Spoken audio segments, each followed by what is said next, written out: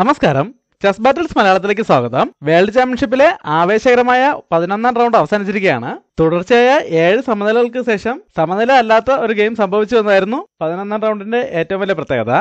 ഈ ഗെയിമിൽ ഗുകേഷ് വൈറ്റ് സൈഡും ഡിംഗ്ലറൻ ബ്ലാക്ക് സൈഡുമാണ് കളിക്കുന്നത്. ഗെയിമിലേക്ക് പോകുന്നതിന് മുമ്പായിട്ട് നമ്മുടെ 4ാമത്തെ ഗീവ്അവേയുടെ സമയം അവസാനിച്ചിരിക്കുകയാണ്. 5ാമത്തെ ഗീവ്അവേ ഇന്ന് മുതൽ ആരംഭിക്കുന്നു. അതിന്റെ സമയം അടുത്ത ഞായറാഴ്ച വരെയാണ്. അതിൽ പങ്കെടുക്കാനായിട്ടുള്ള ലിങ്ക് ഡിസ്ക്രിപ്ഷനിൽ കൊടുത്തിട്ടുണ്ട്. താല്പര്യമുള്ളവർ പങ്കെടുക്കുക. നമുക്കിന്ന് ഗെയിമിലേക്ക് പോവാം. ഗുകേഷ് നൈറ്റിനെ F3ലേക്ക് ഡെവലപ്പ് ചെയ്തിട്ട് ഗെയിം സ്റ്റാർട്ട് ചെയ്യുന്നു. ഡിംഗ്ലറൻ D5 മൂവ് ചെയ്യുന്നു. ഈ ഓപ്പണിംഗ് ഈ ടൂർണമെന്റിൽ തന്നെ നമ്മൾ 2 തവണ കണ്ടിരുന്നു. 4ാം ഗെയിമിൽ ഡിംഗ്ലറൻ E3 മൂവ് ചെയ്തുകൊണ്ടും 7ാം ഗെയിമിൽ ഗുകേഷ് G3 മൂവ് ചെയ്തുകൊണ്ടാണ് ഇവിടുന്ന് മുന്നോട്ട് പോയത്. എന്നാൽ ഗുകേഷ് ഇവിടെ വ്യത്യസ്തമായിട്ടൊരു പ്ലാനുമായിട്ടാണ് വന്നിരിക്കുന്നത്. ഇത്തവണ C4 മൂവ് ചെയ്തുകൊണ്ട് ഒരു പോണിനെ ഗ്യാമ്പിറ്റ് ചെയ്യുന്നു. ഇത് റെഡ്ഡി ഗ്യാമ്പിറ്റ് എന്നാണ് അറിയപ്പെടുന്നത്. ബ്ലാക്ക് ഇപ്പോൾ പോൺ വെച്ച് പോൺ ഇട്ടുകയാണെങ്കിൽ E4 ഇതുകൊണ്ട് ബിഷപ്പ് വെച്ച് പോണവരെ ഡിസ്കവർ അറ്റാക്ക് കൊടുക്കാനോ അല്ലെങ്കിൽ ക്വീൻ വെച്ച് ഇങ്ങനെ ഒരു ഫോർക്കും ചെക്ക് കൊടുത്തുകൊണ്ട് ആ നഷ്ടപ്പെട്ട പോണിനെ തിരിച്ചെടുക്കാനോ വൈറ്റിന് അവസരമുണ്ട്. അതുകൊണ്ട് തന്നെ ഡിംഗ്ലറിന് ഇപ്പോൾ ഒരു എക്സ്ചേഞ്ചിലേക്ക് പോകുന്നില്ല, പകരം D4 മൂവ് ചെയ്യുന്നു. ഇത് റെഡ്ഡി ഗ്യാമ്പിറ്റിന്റെ അഡ്വാൻസ് വേരിയേഷൻ ആണ്. ഇതോടെ ബ്ലാക്കിന് സെന്ററിൽ വളരെ സ്ട്രോങ് ആയിട്ടൊരു പോൺ കിട്ടിയിട്ടുണ്ട്.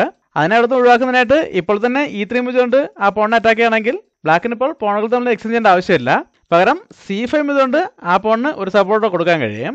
അതുകൊണ്ട് തന്നെ വൈറ്റ് ഇപ്പോൾ പോൺ വെച്ച് പോണിനെ അറ്റാക്ക് ചെയ്യാൻ ശ്രമിക്കുന്നില്ല. ആദ്യം ഈ C5 സ്കോർ കൺട്രോൾ ചെയ്യാൻ ശ്രമിക്കുകയാണ്. അതിനായിട്ട് B4 മൂവ് ചെയ്യുന്നു. ബ്ലാക്ക് ഇപ്പോൾ നൈറ്റിനെ C6ലേക്ക് ഡെവലപ്പ് ചെയ്തുകൊണ്ട് ആ പോണിനെ സംരക്ഷിക്കാൻ ശ്രമിക്കുകയാണെങ്കിൽ വൈറ്റിന് B5 ഇതുകൊണ്ട് ആ നൈറ്റിനെ അറ്റാക്ക് ചെയ്യാം. അങ്ങനെ ഒരു പ്രശ്നമുള്ളതുകൊണ്ട് ബ്ലാക്ക് ഇപ്പോൾ നൈറ്റിനെ ഡെവലപ്പ് ചെയ്യുന്നില്ല, പകരം വൈറ്റിന്റെ ഈ ചലഞ്ച് അക്സെപ്റ്റ് ചെയ്യാണ്. C5 ഇതുകൊണ്ട് ഒരു പോണിനെ ഗ്യാമ്പിറ്റ് ചെയ്യുന്നു. ഈ ഗ്യാമ്പിറ്റ് മിച്ചൽ ഗ്യാമ്പിറ്റ് എന്നാണ് അറിയപ്പെടുന്നത്. വൈറ്റ് ഇപ്പോൾ പോൺ വെച്ച് പോൺ ഇട്ടിരിക്കുകയാണെങ്കിൽ പിന്നീട് വൈറ്റിന് B5 ഇതുകൊണ്ട് നൈറ്റിനെ അറ്റാക്കുള്ള അവസരം കിട്ടില്ല.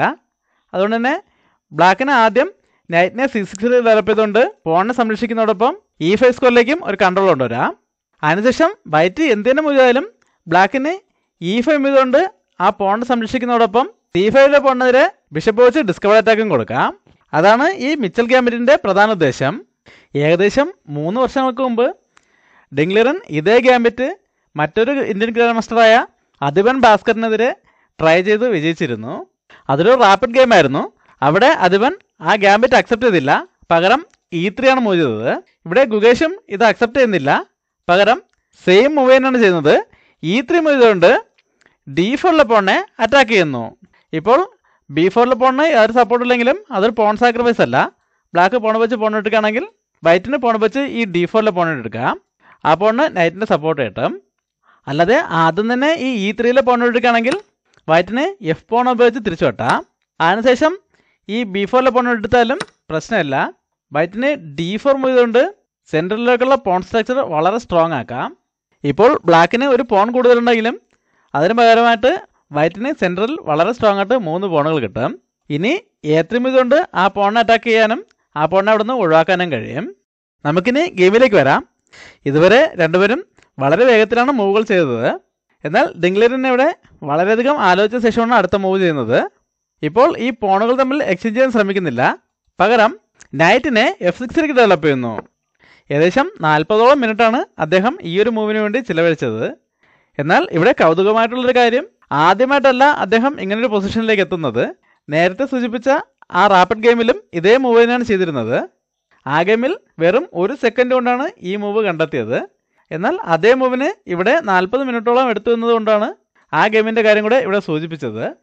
ആ ഗെയിമിൽ വൈറ്റ് B5 കൊണ്ട് മുന്നോട്ട് പോവുകയും 35 മൂവുകൾക്ക് ശേഷം ഡിംഗ്ലറൻ ഗെയിം വിജയിക്കുകയും ചെയ്തിരുന്നു. ഇനി ഈ ഗെയിമിൽ എന്താണ് സംഭവിക്കുന്നതെന്ന് നോക്കാം. ഇവിടെ ഗുകേഷ് ഇപ്പോൾ B പോണിനെ മുന്നോട്ട് കൊണ്ടുപോകുന്നില്ല, പകരം A3 മൂവ് ചെയ്തുകൊണ്ട് ആ പോണിന് ഒരു സപ്പോർട്ട് കൊടുക്കുന്നു. ഇവിടെ ഇപ്പോഴും D4 സ്കോറിലേക്കും അതുപോലെ E5 സ്കോറിലേക്കും വൈറ്റിന് നൈറ്റിന് വളരെ സ്ട്രോങ് ആയിട്ട് കൺട്രോൾ ഉണ്ട്. അതുകൊണ്ട് ബ്ലാക്ക് ആദ്യം ആ നൈറ്റിനെ അവിടെ നിന്ന് ഒഴിവാക്കാൻ ശ്രമിക്കുകയാണ്. ബിഷപ്പിനെ G4 ഡെവലപ്പ് ചെയ്തുകൊണ്ട് ഇതിൻ്റെ നൈറ്റിനെ പിൻ ചെയ്യുന്നു. ഈ നൈറ്റ് പിന്നിങ്ങിലായതോടെ ഇപ്പോൾ E5 സ്കോറിലേക്കുള്ള കൺട്രോൾ വൈറ്റിന് നഷ്ടപ്പെട്ടിരിക്കുകയാണ്. അതുകൊണ്ട് തന്നെ ബ്ലാക്കിന് ഇനി E5 മൂവ് ചെയ്യുന്നതിലൂടെ D4 പോണേയും അതിനോടൊപ്പം ബിഷപ്പ് വെച്ച് C5 പോണേയും ഒരുമിച്ച് സപ്പോർട്ട് ചെയ്യാൻ കഴിയും. വൈറ്റ് ഇപ്പോൾ തന്നെ പോൺ വെച്ച് ബിഷപ്പിനെ അറ്റാക്ക് ചെയ്യാൻ ശ്രമിക്കുകയാണെങ്കിൽ ഉറപ്പായിട്ടും ആ ബിഷപ്പും നൈറ്റും തമ്മിൽ എക്സ്ചേഞ്ച് ചെയ്യും. അല്ലാതെ ഇപ്പോൾ ബിഷപ്പ് വെച്ച് ഇത് ബ്ലോക്ക് ചെയ്യാൻ ശ്രമിക്കുകയാണെങ്കിൽ ഇപ്പോൾ ബിഷപ്പും നൈറ്റും നമ്മൾ എക്സ്ചേഞ്ച് ചെയ്യേണ്ട ആവശ്യമില്ല. വൈറ്റിൻ്റെ ബിഷപ്പിനെ അറ്റാക്ക് ചെയ്തുകൊണ്ട് തന്നെ ആ പോണിനെ മുന്നോട്ട് കൊണ്ടുവരാൻ ബ്ലാക്കിന് അവസരം കിട്ടും. അങ്ങനെ ഒരു പ്രശ്നമുള്ളതുകൊണ്ട് വൈറ്റ് ഇപ്പോൾ ബിഷപ്പ് വെച്ച് ഈ പിൻ ഒഴിവാക്കാൻ ശ്രമിക്കുന്നില്ല. പകരം ആ അപകടകരമായിട്ടുള്ള പോണിനെ അവിടെ നിന്ന് ഒഴിവാക്കുകയാണ്. പോൺ ഉപയോഗിച്ച് പോൺ വെട്ടുന്നു, ബ്ലാക്ക് പോൺ ഉപയോഗിച്ച് തിരിച്ചു വെട്ടുന്നു. അതിനുശേഷം ഈ പിൻ ഒഴിവാക്കാൻ ശ്രമിക്കുകയാണ്. അതിനായിട്ട് H3 മൂവ് കൊണ്ട് ബ്ലാക്കിൻ്റെ ബിഷപ്പിനെ അറ്റാക്ക് ചെയ്യുന്നു. ഇവിടെ എന്തായാലും ഈ പിൻ നിലനിർത്തിക്കൊണ്ട് H5 മൂവ് ചെയ്യുകയാണെങ്കിൽ G4 മൂവ് ചെയ്തുകൊണ്ട് വീണ്ടും ആ ബിഷപ്പിനെതിരെ അറ്റാക്ക് വരും. അതുകൊണ്ട് ബ്ലാക്ക് ആ എക്സ്ചേഞ്ചിലേക്ക് തന്നെ പോവുകയാണ്. ബിഷപ്പ് വെച്ച് നൈറ്റിനെ വെട്ടുന്നു, വൈറ്റ് ക്വീൻ വെച്ച് തിരിച്ചു വെട്ടുന്നു.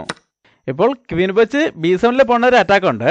ബ്ലാക്ക് ക്വീനെ C7 ഡെവലപ്പ് ചെയ്തുകൊണ്ട് ആ പോണിനെ സപ്പോർട്ട് ചെയ്യുന്നു. വൈറ്റ് D3 മൂവ് ചെയ്തുകൊണ്ട് C4 പോണിന് ഒരു സപ്പോർട്ട് കൊടുക്കുന്നതോടൊപ്പം ബ്ലാക്കിൻ്റെ പോണിനെ സ്റ്റോപ്പ് ചെയ്യുന്നു. ഇവിടെ ബ്ലാക്ക് വൈറ്റിനെ ഈ B4 പോണിനെ ഇവിടെ നിന്ന് ഒഴിവാക്കാൻ ശ്രമിക്കുകയാണ്.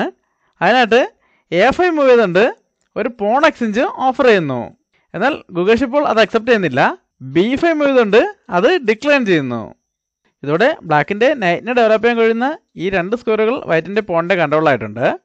എന്നാൽ ഇപ്പോൾ പോൺ മുന്നോട്ട് പോയതോടെ ഈ C5 സ്ക്വയറിലേക്കുള്ള കൺട്രോൾ വൈറ്റിന് നഷ്ടപ്പെട്ടിരിക്കുകയാണ്. അതുകൊണ്ട് ബ്ലാക്ക് നൈറ്റിനെ അങ്ങോട്ടേക്ക് കൊണ്ടുവരാൻ ശ്രമിക്കുകയാണ്.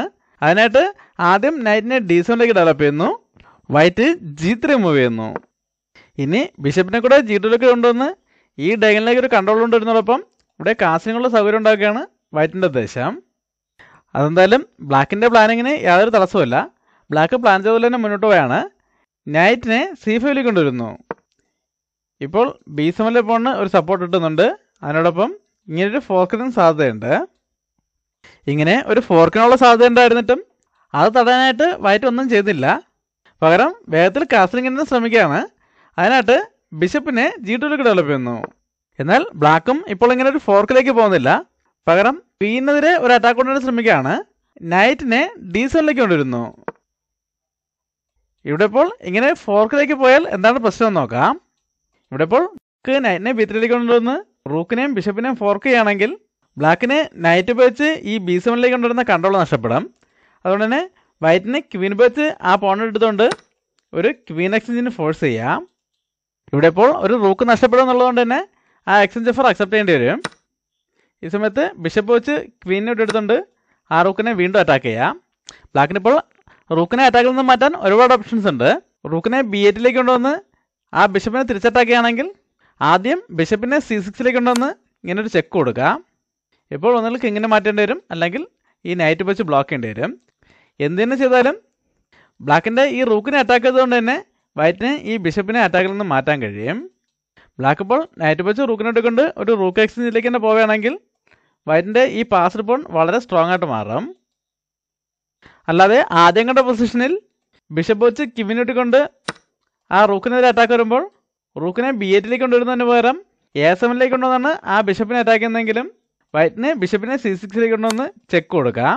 ഇപ്പോഴും കിങ്ങിനെ മാറ്റുകയാണെങ്കിൽ വൈറ്റിന് പോൺ വെച്ച് ആ റൂക്കിനെ അറ്റാക്ക് ചെയ്തുകൊണ്ട് പാസ്ഡ് പോണിനെ മുന്നോട്ട് കൊണ്ടുപോകാം. അല്ലാതെ നൈറ്റ് വെച്ച് ബ്ലോക്ക് ആണെങ്കിൽ ഇവിടെ വൈറ്റിന് പല രീതിയിൽ മുന്നോട്ട് പോകാം. ഒന്നാമത്തത് C5 ഇതുകൊണ്ട് ഈ ലാഭം കിട്ടിയ പോണിനെ തിരിച്ചു കൊടുക്കുക എന്നാണ്. അങ്ങനെയാണെങ്കിൽ ബ്ലാക്കിനും 2 ഓപ്ഷൻ ഉണ്ട്. ഒന്നുകിൽ നൈറ്റ് വെച്ച് റൂക്കിനെ എടുക്കാം, അല്ലെങ്കിൽ കിട്ടിയ പോണിനെ തിരിച്ചെടുക്കാം. അങ്ങനെ നൈറ്റ് വെച്ച് പോണിനെ എടുക്കുന്നതെങ്കിൽ വൈറ്റിന് കിങ്സിലേക്ക് കാസ്റ്റിംഗ് ചെയ്യാം. ഇപ്പോൾ ബ്ലാക്ക് നൈറ്റിനെ തിരിച്ചു കൊണ്ടുവന്ന് വീണ്ടും ഫോർക്ക് ചെയ്യുകയാണെങ്കിൽ ഈ ഫോർക്ക് അത്ര സ്ട്രോങ് അല്ല. റൂക്കിനെ അറ്റാക്കിൽ നിന്ന് മാറ്റിയാൽ മതി. ആ ബിഷപ്പിന് ഇപ്പോൾ അടുത്ത റൂക്കിൻ്റെ സപ്പോർട്ടുണ്ട്. അല്ലാതെ ഇവിടെ ഒരു പോണിനെ കൂടെ നേടിയെടുക്കാനായിട്ട് നൈറ്റ് വെച്ച് പോണിനെ എടുക്കുകയാണെങ്കിൽ ഇവിടെ ഒരു ട്രാപ്പ് ഉണ്ട്. അതായത് അടുത്ത മൂവിൽ വൈറ്റ് B5 ഇതുകൊണ്ട് ആ റൂക്കിനെതിരെ അറ്റാക്ക് കൊടുക്കുമ്പോൾ ആ റൂക്കിന് സേഫായിട്ട് പോകാൻ ഒരേ ഒരു സ്ക്വയറേ ഉള്ളൂ. റൂക്കിന് A6 മൂവ് ചെയ്യേണ്ടി വരും. ഈ സമയത്ത് ബിഷപ്പിനെ B5 കൊണ്ടുവന്ന് ഇങ്ങനൊരു ഫോർക്ക് വരുന്നതോടെ ബ്ലാക്കിന് നൈറ്റ് നഷ്ടപ്പെടും. അല്ലാതെ നേരത്തെ കണ്ട പൊസിഷനിൽ ഇവിടെ വൈറ്റ് C5 മൂവ് ചെയ്യുമ്പോൾ നൈറ്റ് വെച്ച് പോൺ ഇട്ടുന്നതിന് പകരം ആദ്യം തന്നെ നൈറ്റ് വെച്ച് ഈ റൂക്കിനെ വിട്ടെടുത്താൽ എന്ത് സംഭവിക്കും നോക്കാം. അങ്ങനെയാണെങ്കിൽ വൈറ്റിന് അടുത്ത മൂവിൽ തന്നെ B6 മൂവ് ചെയ്തുകൊണ്ട് ബ്ലാക്കിൻ്റെ റൂക്കിനെ അറ്റാക്ക് ചെയ്യാം. ആ റൂക്കിന് ഇപ്പോഴും സേഫായിട്ട് പോകാൻ വേറെ സ്ക്വയറുകളൊന്നുമില്ല. A6 തന്നെ മാറേണ്ടി വരും. ഈ സമയത്ത് ബിഷപ്പിനെ B5 കൊണ്ടുവന്ന് വീണ്ടും അറ്റാക്ക് കൊടുക്കാം. ബിഷപ്പ് ഇങ്ങോട്ടേക്ക് മാറിയതോടെ ഇപ്പോൾ സേഫായിട്ട് പോകാൻ റൂക്കിന് ഒരു സ്ക്വയർ ഇട്ടിട്ടുണ്ട്. അതുകൊണ്ട് തന്നെ റൂക്കിന് A8 മൂവ് ചെയ്യാം. വൈറ്റ് ഇപ്പോൾ തന്നെ പോൺ വെച്ച് റൂക്കിനെ അറ്റാക്ക് ചെയ്യുകയാണെങ്കിൽ റൂക്കിനെ B8ലേക്ക് കൊണ്ടുവന്ന് ആ പോണിനെ തിരിച്ചറ്റാക്കാൻ കഴിയും. അതുകൊണ്ട് ആദ്യം ബിഷപ്പിനെ F4ലേക്ക് ഡെവലപ്പ് ചെയ്തുകൊണ്ട് ആ B8 സ്ക്വയർ കൺട്രോൾ ചെയ്യാം. അതിനുശേഷം പാസ്ഡ് പോണിനെ മുന്നോട്ട് കൊണ്ടുപോയി ആ റൂക്കിനെ അറ്റാക്ക് ചെയ്യാനും നഷ്ടപ്പെട്ട റൂക്കിനെ തിരിച്ചെടുക്കാനോ അല്ലെങ്കിൽ പാസ്ഡ് പോണിനെ പ്രൊമോട്ട് ചെയ്യാനോ കഴിയും. നമുക്കിനി ഗെയിമിലേക്ക് വരാം. ഇങ്ങനെയെല്ലാം വളരെയധികം പ്രശ്നങ്ങൾ നിറഞ്ഞ വേരിയേഷൻസിലേക്ക് പോകാൻ സാധ്യതകളുണ്ടാകും. ഡിംഗ്ലറിന് ഇപ്പോൾ ഇങ്ങനൊരു ഫോർക്കിന് ശ്രമിക്കുന്നതിന് പകരം അടുത്ത നൈറ്റിനെ D7ലേക്ക് കൊണ്ടുവന്നത്. ഇനി ഗെയിമിൽ എന്താണ് സംഭവിക്കുന്നത് നോക്കാം. വൈറ്റ് ഇവിടെ കിങ്സിലേക്ക് കാസ്ലിംഗ് ചെയ്യുന്നു. ബ്ലാക്ക് നൈറ്റിനെ E5ലേക്ക് കൊണ്ടുവന്ന് വൈറ്റിൻ്റെ ക്വീനിനെ അറ്റാക്ക് ചെയ്യുന്നു. ഇപ്പോൾ ക്വീനെതിരെ അറ്റാക്കും D3 പോണിനെതിരെ 2 നൈറ്റുകൾ വെച്ചും അറ്റാക്ക് വന്നിട്ടുണ്ട്. വൈറ്റ് ക്വീനിനെ അറ്റാക്കിൽ നിന്ന് മാറ്റാണ്. ക്വീനെ F4ലേക്ക് മൂവ്തുകൊണ്ട് ബ്ലാക്കിൻ്റെ D4 പോണിനെ തിരിച്ചറ്റാക്ക് ചെയ്യുന്നു. ഇപ്പോൾ D4 പോണിനെതിരെ അറ്റാക്കും വന്നിട്ടുണ്ട്. അതിനോടൊപ്പം ഒരു നൈറ്റ് പിന്നിങ്ങിലും ആയിട്ടുണ്ട്. അതുകൊണ്ട് തന്നെ ഇപ്പോൾ E5 നൈറ്റ് വെച്ച് ആ പോണിനെ എടുക്കാൻ പറ്റില്ല. എന്നാൽ ഇപ്പോൾ C5 നൈറ്റ് വെച്ച് ആ പോണിനെ എടുക്കുകയാണെങ്കിൽ വൈറ്റിന് ക്വീന് വെച്ച് ആ D4 പോണിനെ എടുക്കാനോ അല്ലെങ്കിൽ ക്വീനെ E4ലേക്ക് കൊണ്ടുവന്ന് B7 പോണിനെ ടാർഗറ്റ് ചെയ്യാനോ അവസരമുണ്ട്. ഇതൊരു ട്രാപ്പ് കൂടെയാണ്. ഇപ്പോൾ ബ്ലാക്കിൻ്റെ 2 നൈറ്റുകളും പരസ്പരം സപ്പോർട്ടിലാണ് ഇരിക്കുന്നത്. ഇനി അടുത്ത മൂവിൽ F4 മൂവ് ചെയ്തുകൊണ്ട് നൈറ്റിനെതിരെ അറ്റാക്ക് വരുമ്പോൾ നൈറ്റുകൾ തമ്മിലുള്ള സപ്പോർട്ട് നഷ്ടപ്പെടുത്തേണ്ടി വരും. അതുകൊണ്ട് ബ്ലാക്ക് എന്തായാലും ഇപ്പോൾ നൈറ്റ് വെച്ച് പോണിനെ എടുക്കുന്നില്ല. പകരം റൂക്കിനെ D8ലേക്ക് കൊണ്ടുവന്ന് D4 പോണിനെ സപ്പോർട്ട് ചെയ്യുന്നു. വൈറ്റും റൂക്കിനെ D1ലേക്ക് കൊണ്ടുവന്ന് D3 പോണിനെ സപ്പോർട്ട് ചെയ്യുന്നു. ബ്ലാക്ക് G6 മൂവ് ചെയ്യുന്നു. ഇവിടെ ഇപ്പോൾ G6 മൂവ് ചെയ്തുകൊണ്ട് ഈ ബിഷപ്പിൻ്റെ ഡയഗണൽ ഓപ്പൺ ചെയ്യുന്നതിന് പകരം E6 മൂവ് ചെയ്തുകൊണ്ട് ബിഷപ്പിനെ D6ലേക്ക് കൊണ്ടുവന്ന് ഈ പിൻ ഒഴിവാക്കാൻ ശ്രമിക്കുന്നതായിരുന്നു കുറച്ചുകൂടെ നല്ല മൂവ്. ഇവിടെ ഇപ്പോൾ E6ന് പകരം G6 വന്നതോടെ ബ്ലാക്കിന് എന്തായാലും പെട്ടെന്ന് ഈ ബിഷപ്പ് വെച്ച് ഈ നൈറ്റിൻ്റെ പിൻ ഒഴിവാക്കാൻ കഴിയില്ല. അതുകൊണ്ട് തന്നെ വൈറ്റ് അടുത്ത നൈറ്റിനെ ടാർഗറ്റ് ചെയ്യാണ്. A4 മൂവ് ചെയ്യുന്നു. ഇനി ബിഷപ്പിനെ A3ലേക്ക് കൊണ്ടുവന്ന് ആ നൈറ്റിനെ അറ്റാക്ക് ചെയ്യാണ് പ്രധാന ഉദ്ദേശം. വൈറ്റ് ഇവിടെ ബ്ലാക്കിൻ്റെ നൈറ്റിനെ ടാർഗറ്റ് ചെയ്യുമ്പോൾ ബ്ലാക്ക് ടാർഗറ്റ് ചെയ്യുന്നത് വൈറ്റിൻ്റെ ക്വീനെയാണ്. അതുകൊണ്ട് തന്നെ ഇവിടെ ഇപ്പോൾ വൈറ്റിൻ്റെ ഈ അറ്റാക്ക് ഒഴിവാക്കാനായിട്ട് ബ്ലാക്ക് ഒന്നും ചെയ്യുന്നില്ല. പകരം H5 മൂവ് ചെയ്തുകൊണ്ട് ഈ H4 സ്ക്വയറിലേക്ക് റൂക്ക് വെച്ചുകൂടെ കൺട്രോൾ കൊണ്ടുവരുന്നു. വൈറ്റ് ഇപ്പോൾ ബിഷപ്പ് വെച്ച് ബ്ലാക്കിൻ്റെ നൈറ്റിനെ അറ്റാക്ക് ചെയ്യുകയാണെങ്കിൽ ബ്ലാക്കിന് ബിഷപ്പിനെ H6ലേക്ക് കൊണ്ടുവന്ന് വൈറ്റിൻ്റെ ക്വീനെ അറ്റാക്ക് ചെയ്യാം. ഇപ്പോൾ ഈ ക്വീന് സേഫായിട്ട് പോകാൻ ഈ H4 സ്ക്വയർ മാത്രമേ ഉള്ളൂ. ഈ നൈറ്റിൻ്റെ പിൻ ഒഴിവാക്കിക്കൊണ്ട് ആ H4 സ്ക്വയറിലേക്ക് മാറേണ്ടി വരും. ഈ സമയത്ത് ബ്ലാക്കിന് നൈറ്റ് ഉപയോഗിച്ച് ഈ D3 പോണിനെ വെട്ടിയെടുക്കാം. അതുകൊണ്ട് ഗുഗേഷ് ഇപ്പോൾ ബിഷപ്പ് വെച്ച് ആ നൈറ്റിനെ അറ്റാക്ക് ചെയ്യാൻ ശ്രമിക്കുന്നില്ല. പകരം വളരെ മികച്ചൊരു ട്രാപ്പിന് ശ്രമിക്കുകയാണ്. B6 മൂവ് ചെയ്തുകൊണ്ട് ഒരു പോണിനെ സാക്രിഫൈസ് ചെയ്യുന്നു. ഇപ്പോൾ ബ്ലാക്കിൻ്റെ ക്വീനെതിരെ അറ്റാക്കാണ്. എന്നാലും ബ്ലാക്കിന് ഇപ്പോൾ ഈ സാക്രിഫൈസ് അക്സെപ്റ്റ് ചെയ്യാൻ പറ്റില്ല. അങ്ങനെ അക്സെപ്റ്റ് ചെയ്യുകയാണെങ്കിൽ ക്വീന് വെച്ച് ഈ നൈറ്റിനുള്ള സപ്പോർട്ട് നഷ്ടപ്പെടും. അതുകൊണ്ട് തന്നെ ബ്ലാക്ക് ഇപ്പോൾ ആ സാക്രിഫൈസ് അക്സെപ്റ്റ് ചെയ്യുന്നില്ല. പകരം ഈ നൈറ്റിനുള്ള സപ്പോർട്ട് നിലനിർത്തിക്കൊണ്ട് തന്നെ ക്വീനെ D6ലേക്ക് കൊണ്ടുവരുന്നു. ഇതോടെ വൈറ്റിന് അടുത്ത നൈറ്റിനെ പിൻ ചെയ്യാനുള്ള അവസരം കിട്ടിയിരിക്കുകയാണ്. വൈറ്റ് ബിഷപ്പിനെ A3ലേക്ക് കൊണ്ടുവന്ന് ബ്ലാക്കിൻ്റെ അടുത്ത നൈറ്റിനെ പിൻ ചെയ്യുന്നു. ഇവിടെ ബ്ലാക്ക് പ്ലാൻ ചെയ്തതുപോലെ തന്നെ വൈറ്റിൻ്റെ ക്വീനെ ടാർഗറ്റ് ആണ്. ബിഷപ്പിനെ H6ലേക്ക് കൊണ്ടുവന്ന് വൈറ്റിൻ്റെ ക്വീനെ അറ്റാക്ക് ചെയ്യുന്നു. വൈറ്റ് ഇപ്പോൾ ക്വീനെ അറ്റാക്കിൽ നിന്ന് മാറ്റുന്നില്ല. പകരം ബ്ലാക്കിൻ്റെ ക്വീനെതിരെ തിരിച്ചൊരു അറ്റാക്കിന് ശ്രമിക്കുകയാണ്. ബിഷപ്പ് വെച്ച് നൈറ്റിനെ എടുത്തുകൊണ്ട് ക്വീനെതിരെ അറ്റാക്ക് കൊടുക്കുന്നു. ബ്ലാക്ക് ക്വീന് വെച്ച് തിരിച്ചു കിട്ടുന്നു. ഇപ്പോഴും വൈറ്റിൻ്റെ ക്വീൻ അറ്റാക്കിലാണ്. വൈറ്റ് ക്വീനെ E4ലേക്ക് മൂവ് ചെയ്യുന്നു. ഇപ്പോൾ B7 പോണെതിരെ അറ്റാക്കാണ്. എന്തായാലും ബ്ലാക്കിനിപ്പോൾ ഈ B6 പോണിനെ എടുത്തുകൊണ്ട് ആ പോണിനെ സപ്പോർട്ട് ചെയ്യാൻ പറ്റില്ല. അങ്ങനെയാണെങ്കിൽ ഈ നൈറ്റിനുള്ള സപ്പോർട്ട് നഷ്ടപ്പെടും. അതുകൊണ്ട് ബ്ലാക്ക് ആദ്യം നൈറ്റിനെ C6ലേക്ക് കൊണ്ടുവന്ന് ഈ ഡയഗണൽ ക്ലോസ് ചെയ്യുന്നു. വൈറ്റ് നൈറ്റിനെ A3ലേക്ക് ഡെവലപ്പ് ചെയ്യുന്നു. ബ്ലാക്ക് റൂക്കിനെ D7ലേക്ക് കൊണ്ടുവന്ന് B7 പോണിന് ഒരു സപ്പോർട്ട് കൊടുക്കുന്നു. വൈറ്റ് നൈറ്റിനെ C2ലേക്ക് മൂവ് ചെയ്ത ശേഷം ക്വീന് വെച്ച് B6 പോണിനെ വെട്ടിയെടുക്കുന്നു. വൈറ്റ് വേഗം തന്നെ റൂക്കിനെ B1ലേക്ക് കൊണ്ടുവന്ന് ക്വീനെതിരെ അറ്റാക്ക് കൊടുക്കുന്നു. ബ്ലാക്ക് ക്വീനെ C7ലേക്ക് മൂവ് ചെയ്യുന്നു. വൈറ്റ് റൂക്കിനെ B5ലേക്ക് കൊണ്ടുവരുന്നു. ബ്ലാക്ക് കിങ്സിലേക്ക് കാസ്ലിംഗ് ചെയ്യുന്നു. വൈറ്റിന് എപ്പോഴും വേണമെങ്കിൽ അടുത്ത റൂക്കിനെ കൂടെ B5ലേക്ക് കൊണ്ടുവന്ന് ഈ പോണിലുള്ള അറ്റാക്ക് സ്ട്രോങ് ആക്കാം. എന്നാൽ ഗുഗേഷ് ഇവിടെ ആ റൂക്കിനെ ഗെയിമിലേക്ക് കൊണ്ടുവരുന്നതിന് മുമ്പായിട്ട് ഈ നൈറ്റിനെ ആക്റ്റീവ് ആക്കാൻ ശ്രമിക്കുകയാണ്. അതിനായിട്ട് ആദ്യം നൈറ്റിനെ A1ലേക്ക് മൂവ് ചെയ്യുന്നു. ബ്ലാക്ക് റൂക്കിനെ B8ലേക്ക് കൊണ്ടുവരുന്നു. വൈറ്റ് നൈറ്റിനെ B3ലേക്ക് കൊണ്ടുവരുന്നു. ബ്ലാക്ക് E6 മൂവ് ചെയ്യുന്നു. ഈ സമയത്ത് നൈറ്റിനെ C5 കൊണ്ടുവന്ന് ബ്ലാക്കിൻ്റെ റൂക്കിനെ അറ്റാക്ക് ചെയ്യുന്നു. ബ്ലാക്ക് റൂക്കിനെ E7 മൂവ് ചെയ്യുന്നു. ഇപ്പോൾ ഈ B7 സ്ക്വയറിലേക്ക് വൈറ്റിന് റൂക്ക് പോച്ചും നൈറ്റ് പോച്ചും അറ്റാക്ക് ഉണ്ട്.